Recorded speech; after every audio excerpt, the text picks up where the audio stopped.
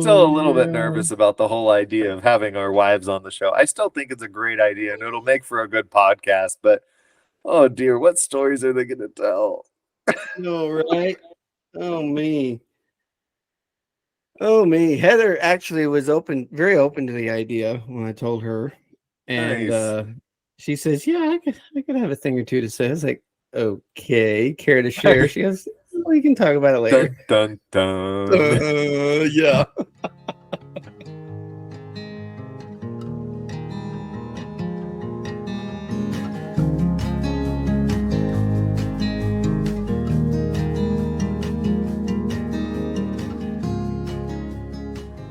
And we're back after that very short recess of 1 week to discuss another Bearded Bible Brothers topic.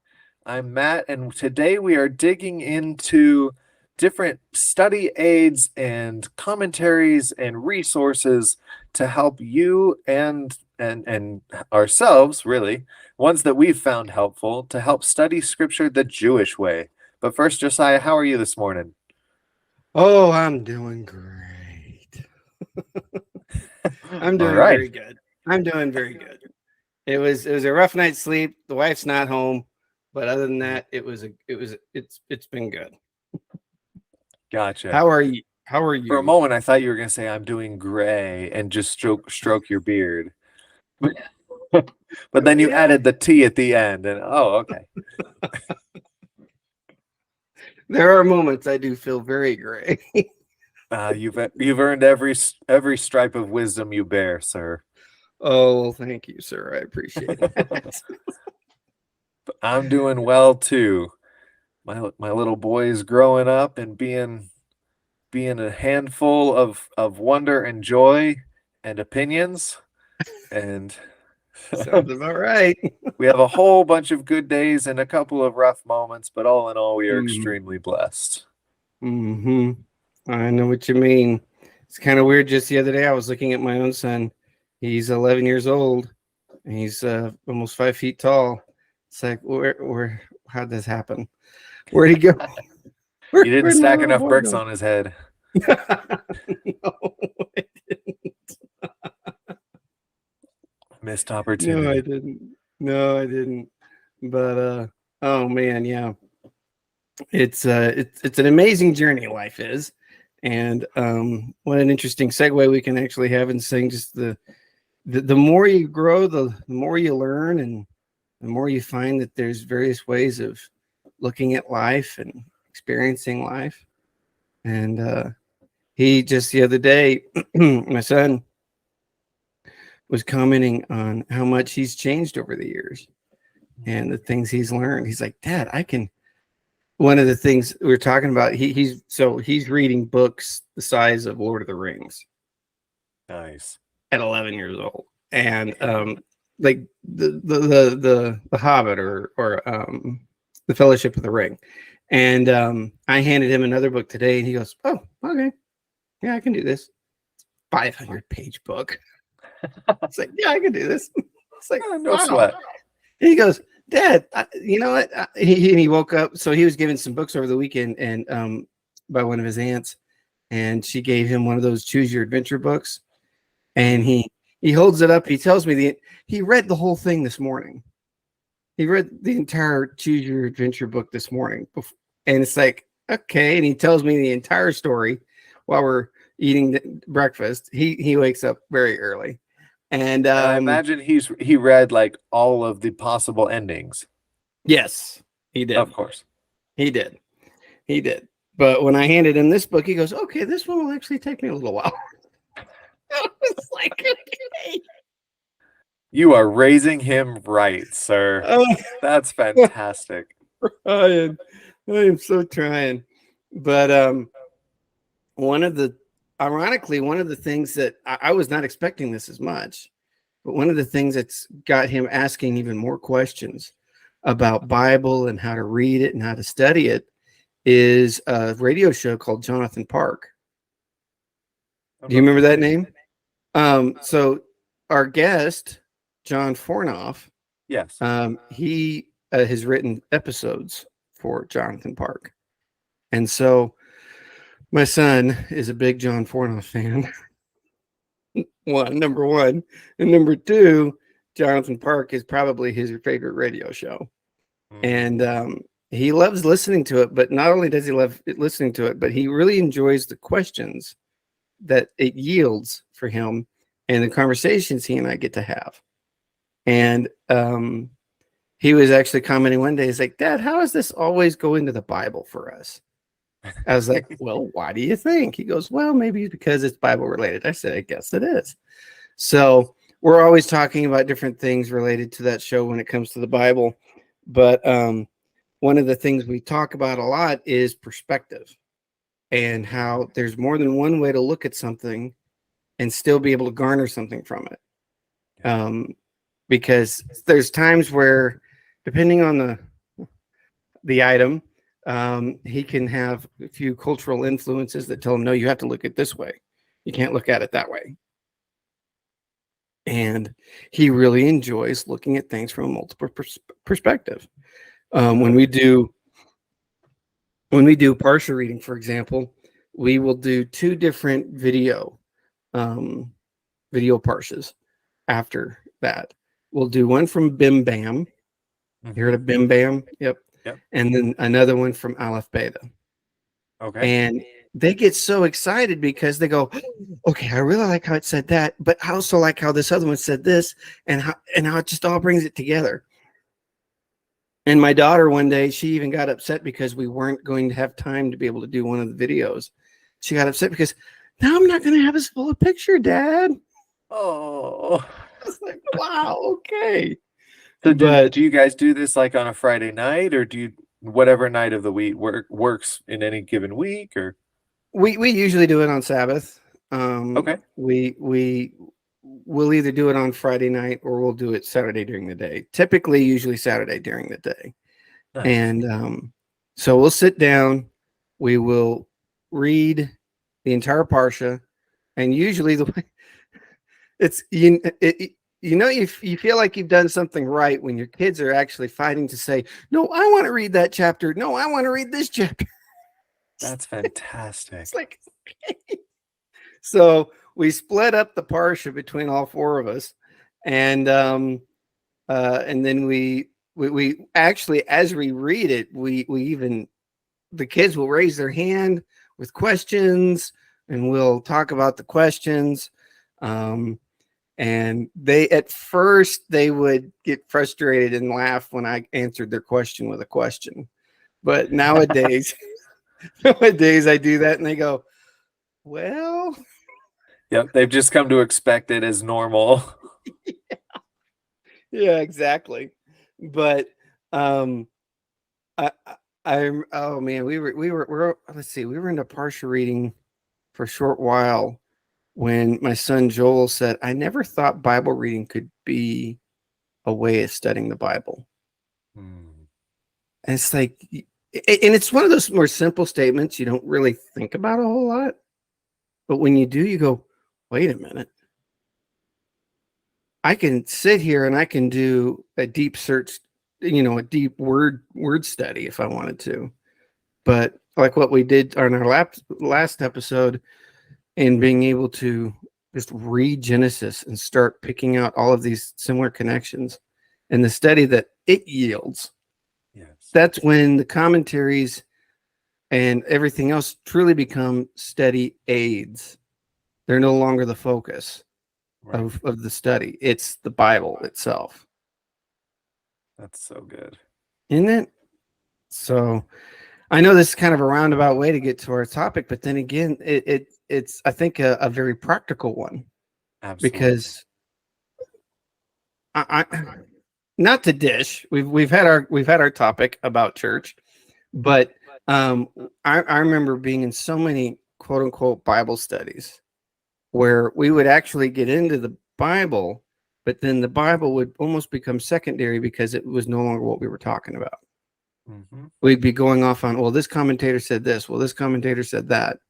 And then even then it would even move on from commentators into doctrine. And while I can appreciate having all of those perspectives, the primary one that we kept missing on was the Bible. We'd run so far afield. It'd go, what were we talking about?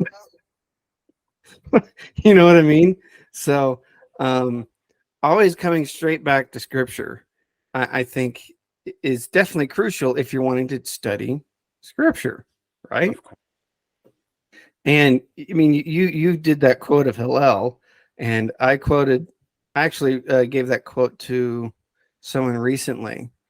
It was my son, and he's like, "Dad, that makes so much sense." I said, "Yeah, how's that?"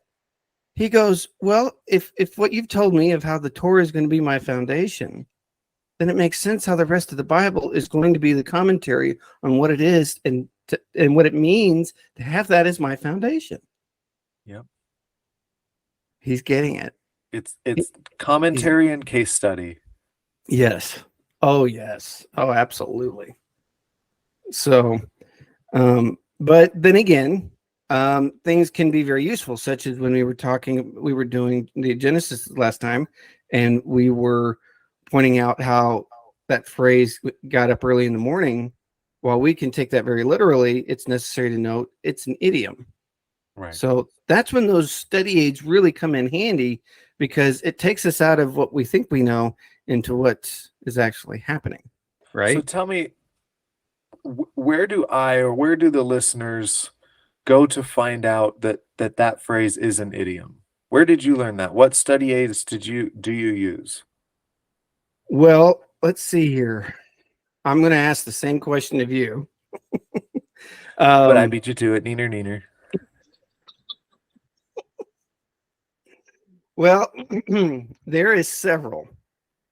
Now, while I have primarily made a lot of my study aids and commentaries from a Jewish perspective, there are still a few that I use of evangelicals.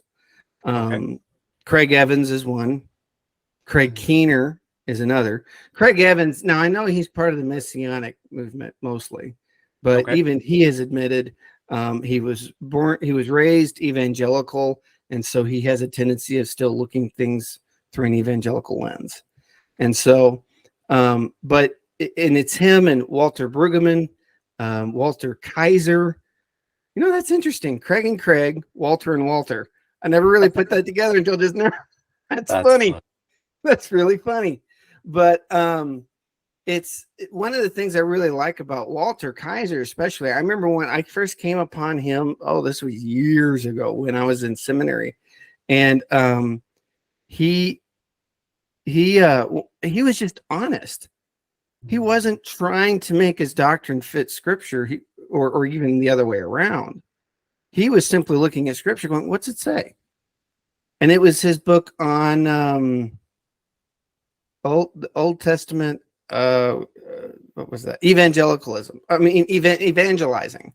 So was there a premise of evangelizing in the Old Testament? Granted, he was using Christian words, sure, but he was saying, was there an obligation even in the Old Testament for God to be spoken of to other people from Israel? And one of the main things he goes back to was the promise of Abraham, the promise to Abraham. And he says, and you're going to be a blessing to the nations. Right. And he had a very convincing thesis, really, about that whole premise. And it was very good. So I have established a few Christian evangelical sources for that purpose, because sometimes, having been raised evangelical, I find sometimes using some of these sources can help just kind of bridge the gap for me a little bit. You know what I mean? But then some of the more larger resources, not just simply some of these little books, but some of the larger resources, you've got your commentary sets that you can have various options to. Now, I personally enjoy reading the JPS commentaries, which is a Jewish commentary set, which is directly linking Parsha readings or Parsha thoughts with Scripture. And it's of the entire book, right? So what I like about David Foreman's Parsha companion is that he has very specific points he wants to make, say, throughout Genesis, where he even brings up Isaac and Abraham during the sacrifice. But the JPS series will do the entire portion of Scripture rather than just large chunks like David does, Rabbi Foreman, and it will give more of a comprehensive idea of how we can read and understand a book of the Bible, especially of the Old Testament. And then I've got a long list in my head, but so I'm not going to try to go through all of them, but just basically hit some key points. So I've used the JPS a lot in hopes of just getting some of that basic, not only language down, such as the idioms, but also approach to Scripture. Okay. Right. I still like, you've said it before, and I'll say it again. You have that phrase, the lullaby effect of Scripture. Sure. And it's that familiarity that you get so accustomed to it that you really can't interact with it any other way. Right. And so that's one of the reasons why I enjoy using that. But I remember the very first podcast you turned me on to, which again, thank you so much. Was Bema podcast. And I really appreciated Marty Solomon, because it was really Marty that encouraged me to do what I always enjoyed doing, which came to the frustration of a lot of my professors and even pastors that I used to work with, was questions, knowing how to ask the right question, right? And so that series in itself was truly very good, because he was touching on different points that might not pick up on in the JPS commentary. Right. And then another was myjewishlearning.com. Myjewishlearning.com is, have you used it? I don't think so, no. I have found it to be an incredible resource, especially when it comes to topics. A lot of Jewish scholars and readers will submit an article or an essay on a specific topic, and it'll give even more than one article for the same topic, but yet give a different perspective. And it's offered insight into that varying perspective, even from a Jewish, because even the phrase 70 faces to the Torah. Well, you've got different rabbis talking about the same thing, but seeing it from a different angle. It's like, oh yeah, okay, I really like that. And then wait, I'm going to try not to make this too long. But one of the biggest resources that I have found to be incredibly useful is Israel Bible Center. Yes. Now, you and I both use that, and I like it a lot, especially because the professors, a lot of them are actually Jewish, but they're Messianic Jews in the sense that they believe that Jesus is the Messiah. Right, but they weren't raised with the evangelical perspective or bent on it. They're looking at it through their own cultural and historical lens. Exactly. And so as a result, one of the things I remember when it came to even just the book of Revelation, when we were doing that, I was looking into the resources for that.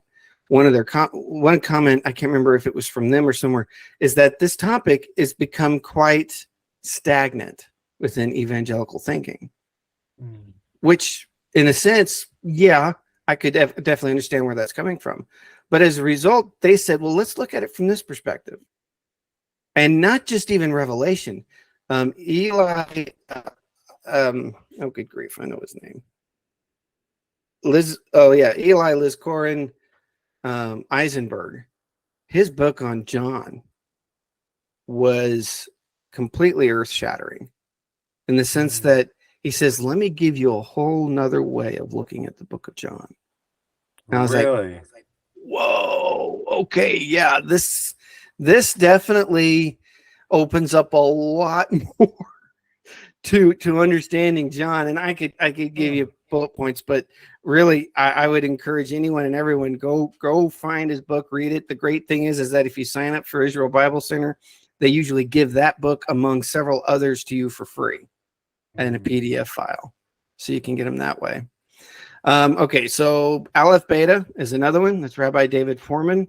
They have some amazing videos on there. It's a lot like the Bible Project. And so they really tackle some fascinating stuff about Scripture. They are not Messianic, though. They are correct Reformed Jews. Excuse me. And so he will give it from that perspective. But one of the things I enjoy so much about even listening to him, even some of his podcasts, because they have 2 or 3 podcasts, is that when you're listening, you remember that one where they're talking about the trees in the garden? The tree of life versus the tree of the knowledge of good and evil, and the possibility that they might actually be one and the same tree. Right. Well, not only does that become captivating from their perspective, but when we are bringing in all of this New Testament knowledge, it makes all that New Testament knowledge just go boom with even more significant meaning. I can see it here. I can see it here. I can see it here. And so that's always it's exciting for one, but then it's also very illuminating for another. Yes. And Israel Bible Center also has a podcast of their own that's always very useful. Cindy Parker hosts it. I've always enjoyed her. Before I got into more of the Judaic perspective of Scripture, one online resource that I found incredibly useful was biblicaltraining.org. And it was a resource of upper education, so either undergrad or graduate level study of Scripture. And they would either have a book focus, or they'd have kind of a doctrinal perspective on a topic. And Cindy Parker is actually on that. And that's completely, and that's completely free of charge. And one of the things I liked about them is that they actually had a program. They set up their videos so that it would be kind of a logical progression of you being able to start off where you might not be, to where you could be even more in deeper conversation with God and others and the Bible. And I appreciated that. They even have Walter Kaiser on there a little bit, Walter Bergman. So that one is still used. I found to be still a functional help in studying Scripture. But if there's one thing that I have to say has been the number one game changer for me, is getting a hold of the Jewish Study Bible. Simply because it finally... Now, we've all heard the phrase, not all translations are created equal. Right. This one, though, what I appreciated about it is that it actually brings the names of God back in. And it puts it within specific contexts. And it also brings in a lot of Jewish language back in. In reading that Bible that way, it reminds me this is their Bible. And it's become my Bible, but this is still a Jewish book. Right. And it helps remove that lullaby, that familiarity effect for me. That way I can actually approach the Bible saying, okay, now this is going to be a little different from the Sunday school classes that I grew up with. And so just having that translation alone that's definitely been the biggest resource that I've leaned on and fallen back on, is just having that use of Scripture. And even my kids have said, Dad, the names are for struggle trying to pronounce those Hebrew names, but they said, one of the things, let's see, what was it? My daughter said that I like reading from the Complete Jewish Bible because, Daddy, it's more active. It's like, oh, okay, yeah, I can definitely see that. And she says reading through Exodus is a little easier, or even Leviticus for that matter. And we've read through Leviticus a few times, and every time the images for her just kind of pop out a little bit more because she says it's much more descriptive and it's much more active, and I feel like I can actually put myself there. Excellent. Right. Excellent. And I'm sure I'm going to have some others. I already have some others popping in my head, but I don't want to consume the time of our podcast today. So please, let me throw that question back at you. What are some sources that you have found to be useful? I really, really love the Bible Project. I know that we've talked about them before, but Tim Mackey is phenomenal. And so he has the Bible Project. He also has an older podcast where they've just taken every sermon that he has a recording of and put it on the podcast. And that one's called Exploring My Strange Bible. Huh. I did That's not know super about good. that. That's cool. And on that, he does a whole series through the book of Matthew, through the book of Jonah, through Hebrews. Very, very good. So they're a little bit more palatable. It's not deep study because it's in a sermon, like a 45-minute sermon context.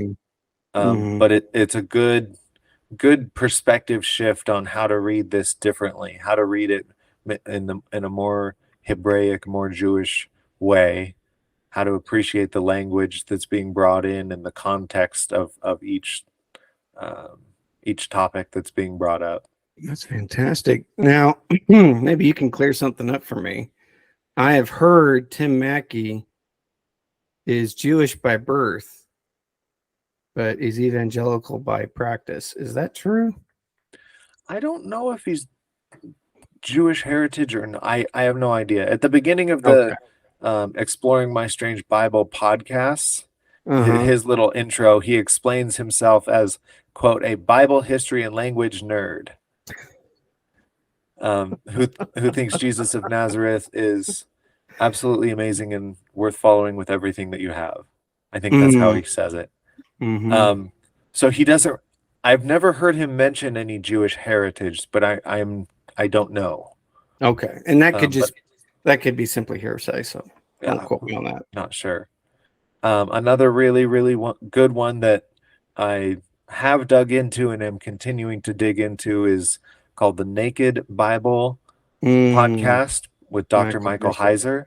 Yep. He went home to be with the Lord in February this year, but he has quite an archive of really terrific podcasts there, some of which are topical, some of which go through books of the Bible.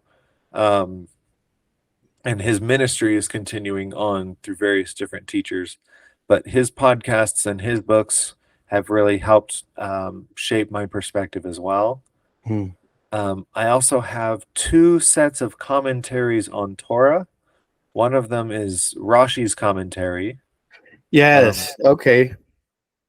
So that's do we want to dig bring in? up?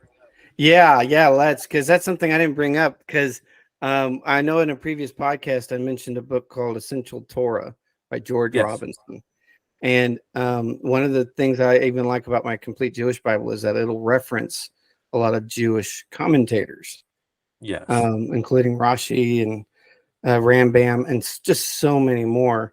But yeah, this I think is the complete shift for a lot of evangelical readers, is that now we've got these evangelical commentators, but now let's look at what the Jewish commentators have to say.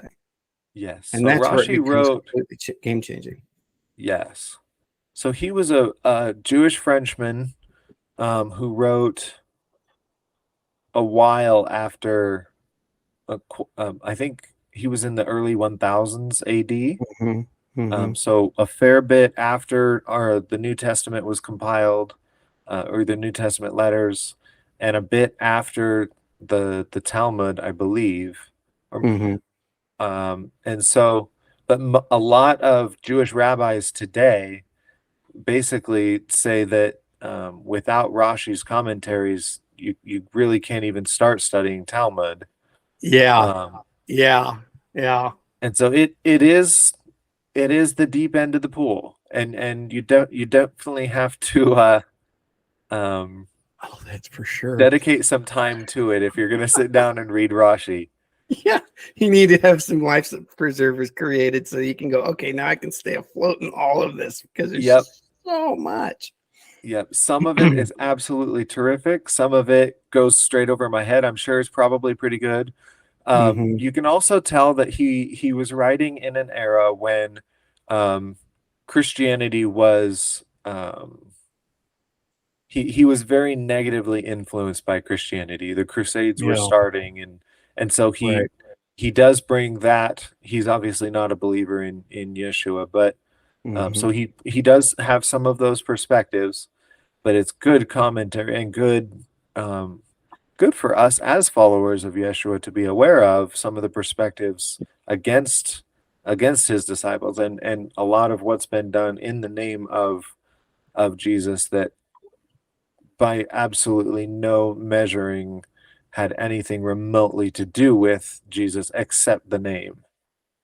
Right, right. And even, excuse me, on the other side of that, even I remember when I found out about Martin Luther's book against the Jews, Yes. going, okay, so there's definitely more going on here than just simply meets the theological eye. Yep.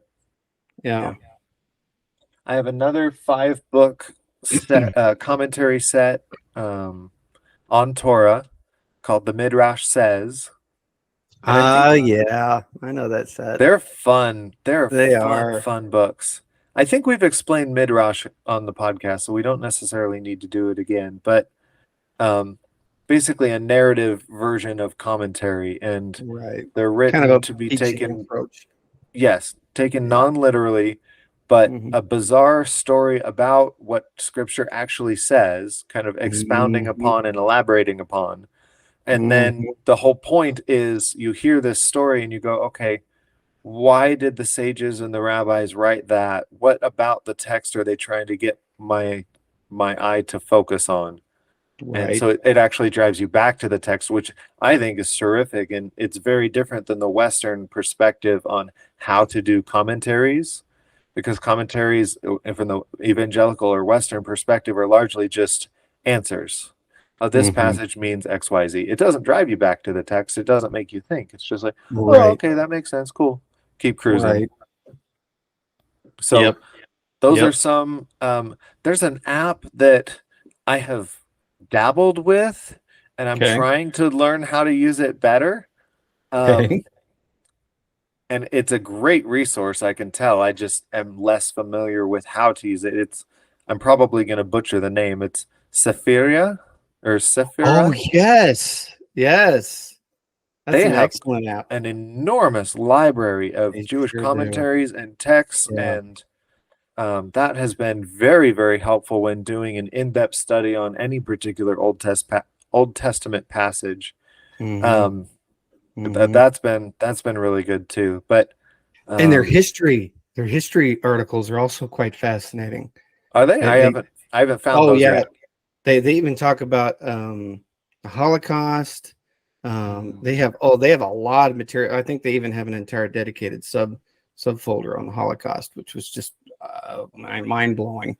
And music, I think, was another one.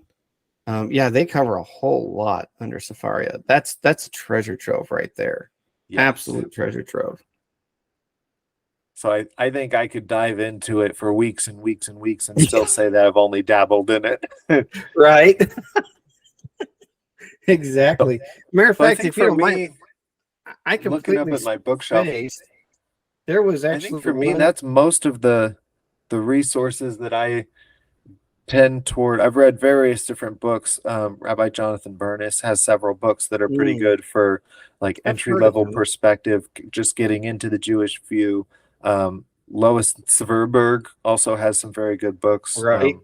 Sitting Right. at the feet of Rabbi Jesus, Walking in the Dust of Rabbi Jesus. Hmm. So those are Hmm. very good resources as well. Um, but I think as far as actual study aids, those are the ones that I go to. Oh, wait, pause. Cannot do this episode without talking about Blue Letter Bible. Oh yes. That is a gloriously Very good point. wonderful website and app that if you don't know Greek and Hebrew, You Yep. really don't have to, because Yep. it builds it all into the app. If you It are really not does. familiar with Blue Letter Bible, you need to be. Mm-hmm. It's a Good point. terrific study aid. Very good point. Oh yeah, and one of the now we a lot of us have probably heard about logos, that Mm-hmm. very big, and I mean it's a, you feel like you've got to take a, well, I know that in some cases you actually have to take a course in order to learn how to actually operate The the software, program. right? It's so big. But Blue Letter, I think, is a decent um, comparable programming to that. And it's Um, free, and it's a lot it more is free, accessible, in my opinion. very much so, very much so. One of the professors of Israel Bible Center, his name is Pincus Shear.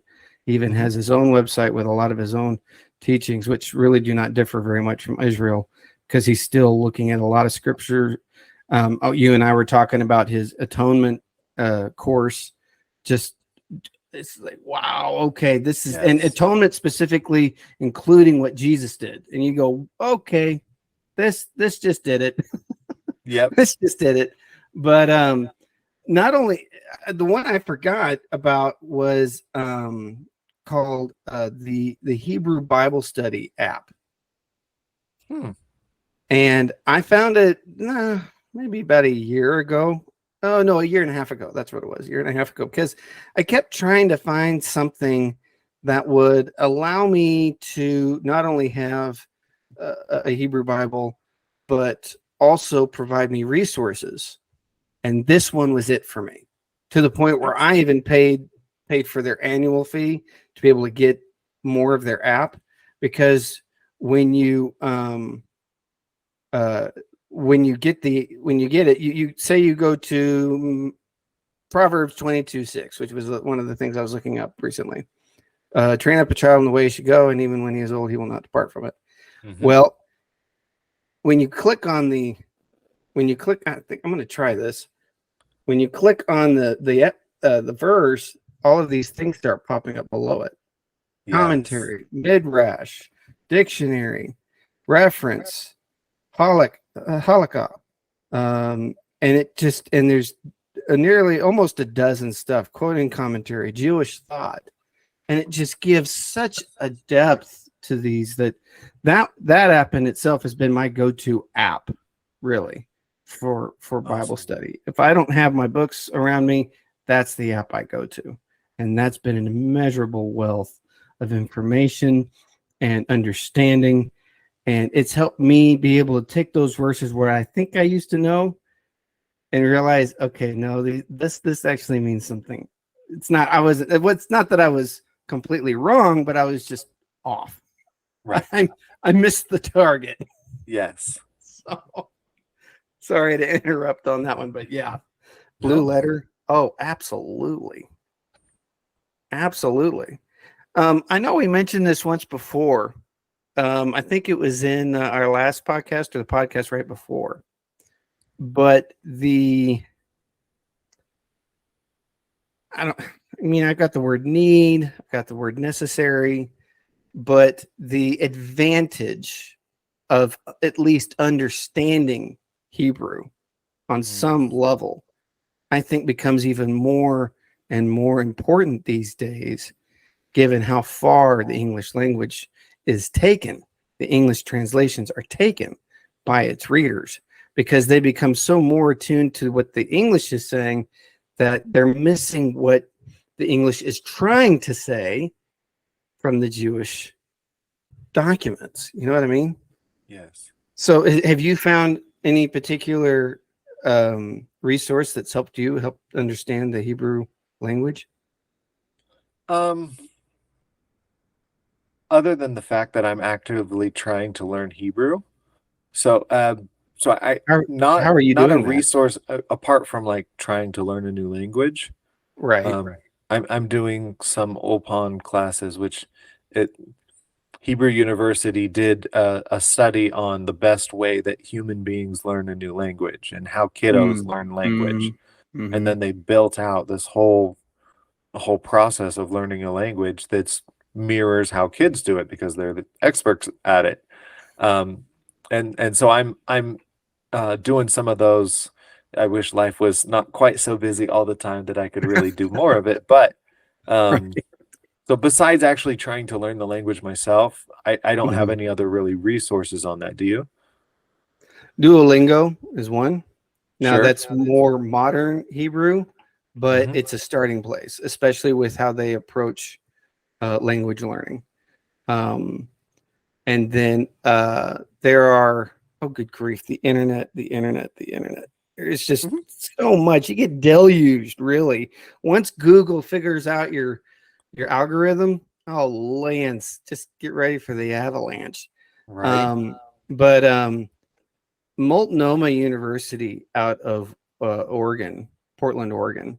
It's an older, not very commonly known little Bible college there, but some of the work that they have produced has been, I would say, more practical and a little more honest.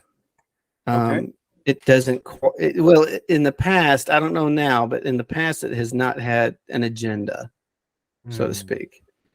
And so but they have two scholars there, Kurt Jorgensen and Rebecca something.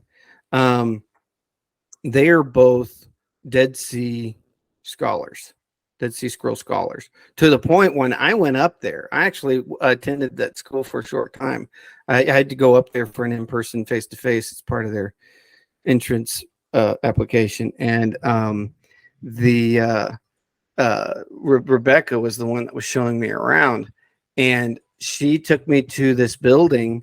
It was kind of attached to their library, and she says, "I think we might even have a part of one of the Dead Sea Scrolls here right now." I was like, "What?"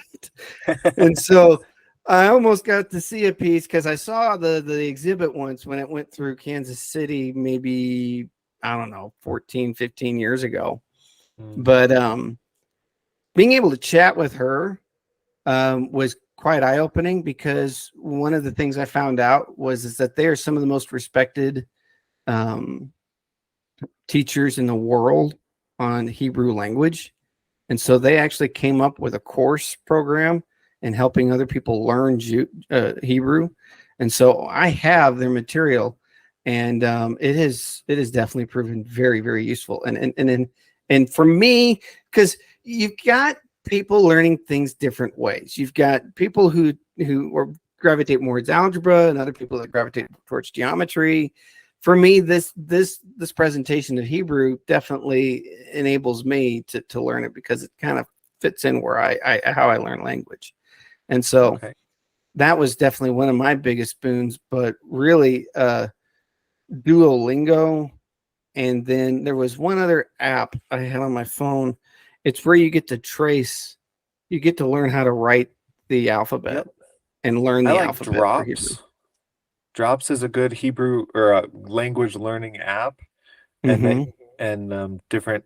They have a different app for a whole bunch of different languages, Right. and they let you trace the Hebrew letters while also basically gamifying learning the language so that it's Yep. fun, it's engaging, and human beings learn better when we're having fun. So Oh, I couldn't agree more. that's been a fun one for me as well.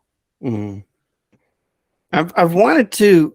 One of the things that I haven't been able to get to do over course of trying to dig deeper into the Jewishness of Scripture is to actually connect with somebody who is a Jewish speaker, a Hebrew speaker that I could learn with, and even just ask some basic questions from.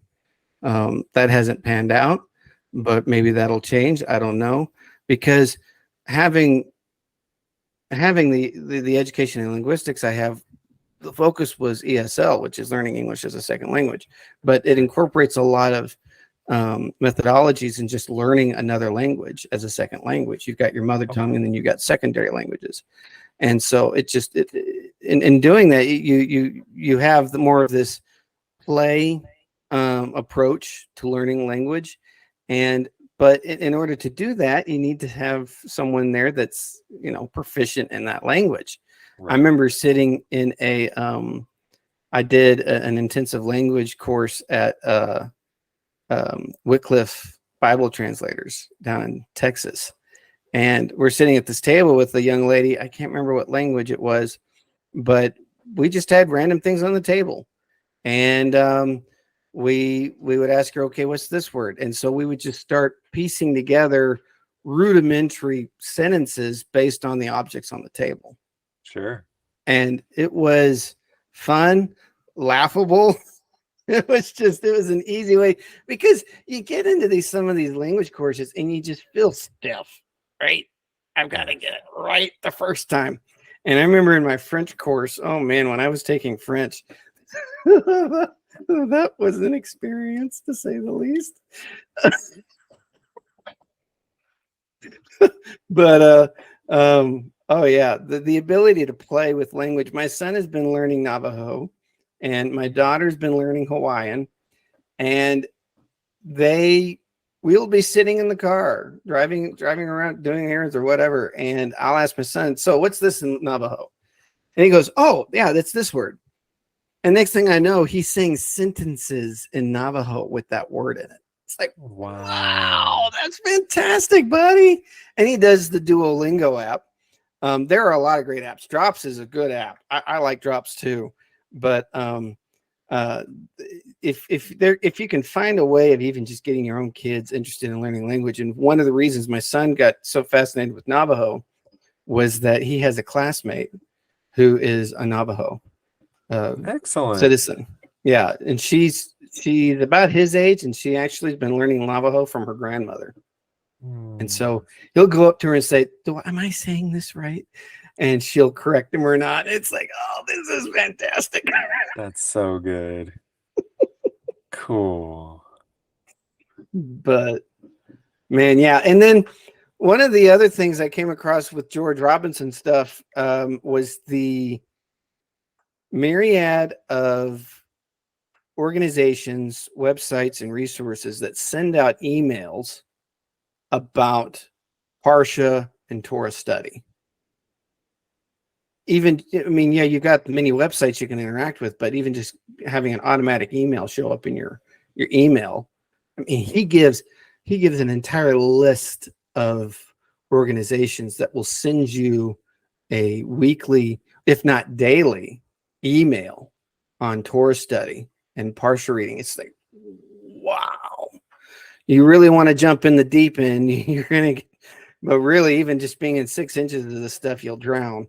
There's just so much available. But if there was one resource that you could say is really topping them all, what would that be? Top them all as far as ones that have helped me? Yes.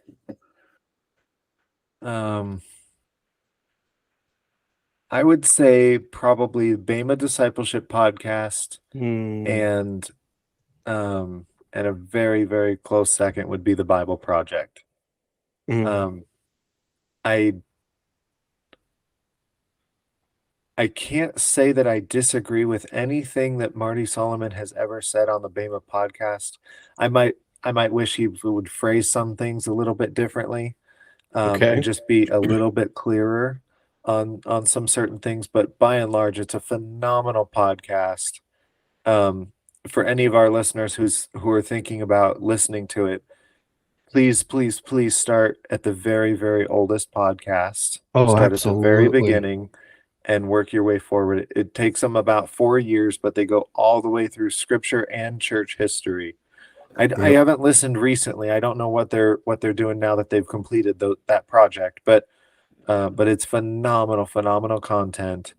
And yeah, that and the Bible Project. Right now, the Bible Project podcast, because I think the way Bible Project does it is they do a series on a particular topic in the podcast, and then their teams get together and kind of distill it down into simpler terms and then make the videos out of that. Oh, cool. Okay. So if you go to their videos on YouTube and stuff, they're like 8 or 10 minutes, and it's much more accessible even for kiddos or for people that are new to it. The podcast is the deeper end of the pool, but it's still very, very well done and very accessible. Right now on the podcast, they're doing absolutely exemplary study on the topic of cities in Scripture, starting with the very first city that Cain built when God banished him, but marked him for his protection, and Cain built a city, all the way up to the New Jerusalem coming down out of Mm-hmm. the skies at the end of Revelation. It's a phenomenal Wow. podcast. Love Wow. listening to them. Well, I've not listened to that podcast, so you're Okay, giving me that needs to another change one. most immediately. What? I said that needs to change most immediately. So, so one of the things that I still follow Bema, and recently I was looking at some of their stuff. They're actually having two topics going simultaneously. So they drop one episode of reflection. So it's depending. It could be Sabbath. It could be community. Just so it's a More topical. reflection. Yeah. But then the next episode they'll drop will be on a episode of The Chosen. Oh yes, they're still doing the Chosen reviews. Yeah, they're let's see, 10 hours ago they dropped their review on The Chosen season 3 episode 6. So Okay. Intensity. So they talk more about Pilate, and they watch with the crowd as Jesus does everything except get John the Baptist out of jail. So that's what they talk about. And one of the things I always enjoyed about Bema was their resource tags.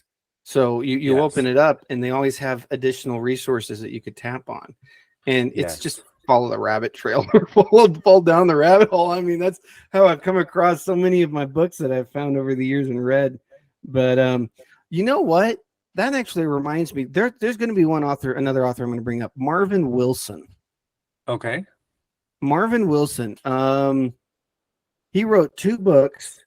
I think each of the books was for a PhD. I think he has 2 PhDs. I mean, for crying out loud. But it is exhaustive stuff. It's actually his stuff was one of the first resources it came across that it explained the analogic, the block logic used in Scripture. And that was completely eye-opening for me, because I always knew that the just using standard logic never really quite made sense when using Scripture. So give us a brief explanation of block logic or analogic. Okay. It's where 2 things that seem, and I know I've brought this up before, but let's definitely rehash. It's where you see 2 the things that may appear contradictory to each other, but they can stand side by side with each other. They're in separate blocks of their own. Sure. Now, the logic we tend to use is more linear, where we're going to establish this to be able to go to this, to be able to go to this, and so on. But this one completely removes the linear aspect, which is more akin to the Jewish literature, because it's not very linear. And so as a result, you begin to see more how the Jewish thinking works based on this block logic. Because you can have 2 truths that may oppose one another still remain side by side with each other and still work. Sure. An easy example might be God is love and God is justice. Yeah, exactly. Those might seem to be in contrast, or using a kind of evangelical language. Another one might be like election, predestination versus free will type conversations.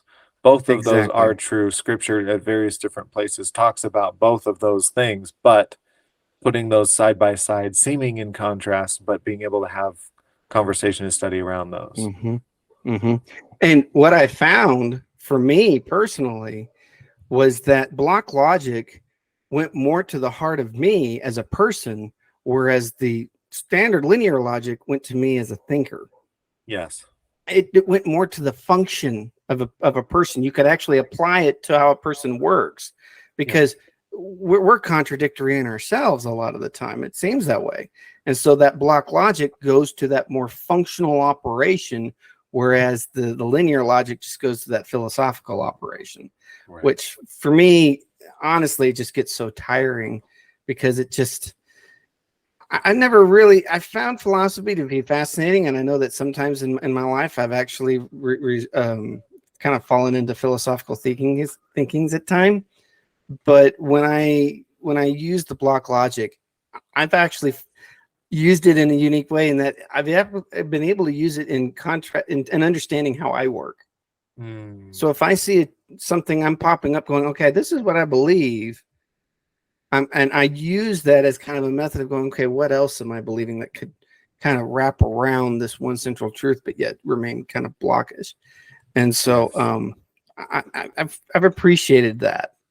And so that's why I would highly recommend Marvin Wilson's books.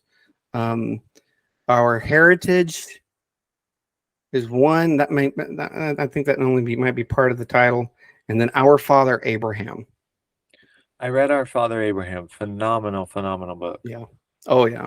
And just it's almost it's nearly comprehensive. He kind of touches on just so many different points. You just kind of go, okay, that's the kind of book you don't read it in chapters, you read it in small sub chunks.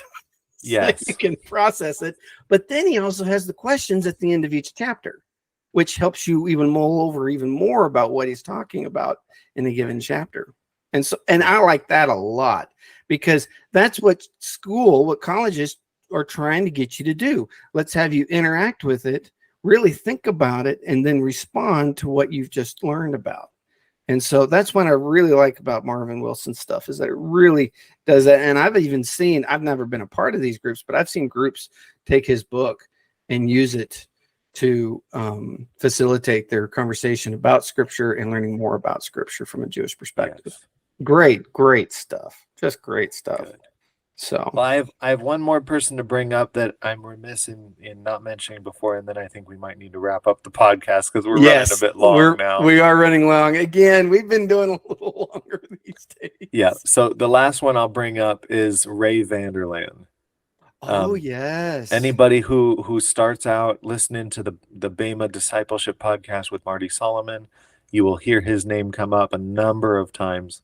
And if I think I'm correct that both Marty Solomon and Lois Zverberg were students of Ray at various different points.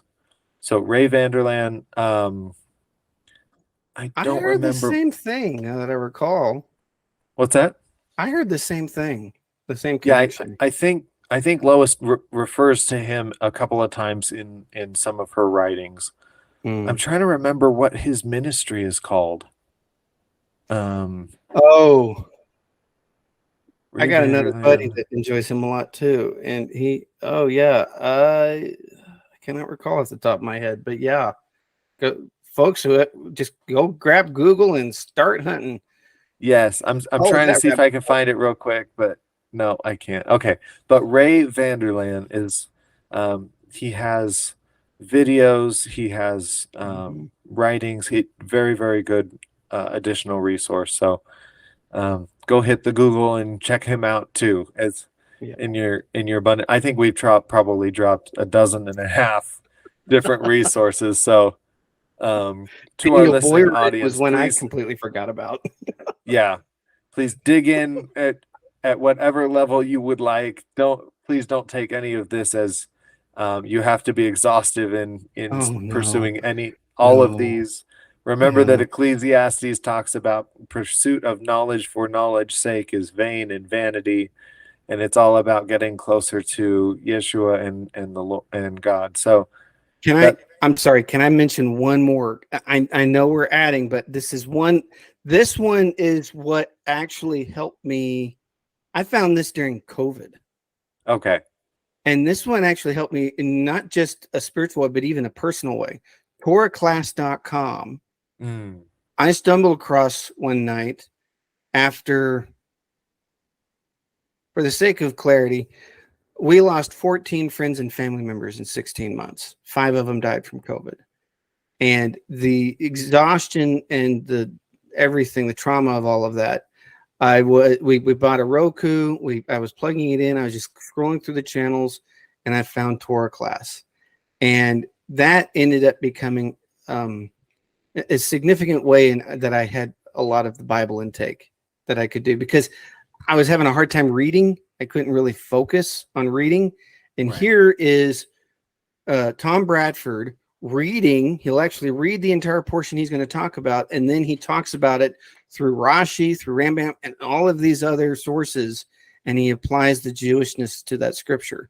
And that really was the what really kept me going through that entire time when I couldn't just really read or focus on myself. That Sure. that resource was excellent. So in that way. Well, sir, I've enjoyed chatting with you today. Likewise. Yes. And to our listening audience, please email us with your thoughts, comments, questions, resources that you have found helpful that we didn't mention, your Yes, favorite ones please. that we did. beardedbiblebrothers@gmail.com, and we'll connect with you again in the next episode. Take care.